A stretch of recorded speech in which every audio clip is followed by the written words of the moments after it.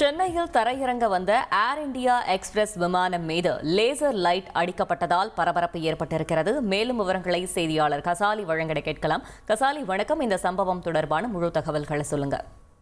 சென்னை மீனம்பாக்கம் விமான நிலையத்திற்கு வெளிநாடுகளில் மற்றும் உள்நாட்டுகளிலிருந்து வரக்கூடிய விமானங்களில் கடந்த 2 வாரங்களாக லேசர் லைட் அடிப்பதனால் விமானங்கள் தரையிறங்குவதில் மிகுந்த சிக்கல் ஏற்பட்டது. இந்த லேசர் லைட் மற்றும் பலூன்கள் பறப்பதற்கு தடை விதிக்கப்பட்டிருப்பதாக சென்னை மாநகர போலீசார் தெரிவித்திருக்கிறார். இது சம்பந்தமாக லேசர் லைட் அடிப்பவர்களும் விசாரணை இருக்கிறது. இந்த நிலையில் 3வது சம்பவமாக பூனேயில் இருந்து அதிகாலை சென்னை வந்த 176 பயணிகளுடன் வந்த ஏர் இந்தியா எக்ஸ்பிரஸ் விமானம் தரையிறங்க வரும்போது கிண்டி அருகே தாழ்வாக பறந்து வரும்போது லேசர் லைட் அடிக்கப்பட்டிருக்கிறது.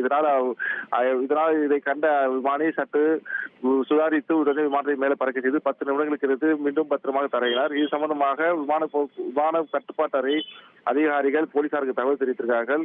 விமான நிலைய போலீசார் இது சம்பந்தமாக வழக்கு பதிவு செய்கிறார். மேலும் கிண்டி மற்றும் பரிங்கமலை போலீசாருக்கும் இது தொடர்பாக தகவல் தெரிவிக்கப்பட்டு விசாரணை நடத்தப்பட்டு வருகிறது. தொடர்ந்து 3வது முறையாக இந்த சம்பவம் நடந்துள்ளதால் சென்னை விமானத்தில் பரவல் பெற்றது. மேலும் இந்த லேசர் லைட் அடிப்பவர்கள் சம்பந்தமாக கட்டுமான தொழிலாளர்கள் மற்றும் பிற சம்பந்தமாக தொடர்பாக பிறரையும் விசாரணை நடத்துவதற்கு போலீசார் திட்டமிட்டார். இதற்காக தனி குழுவும் அமைக்கப்பட்டிருப்பதாக போலீஸ் தரப்பில் தெரிவிக்கப்பட்டிருக்கிறது. தகவல்களுக்கு நன்றி கசாலி.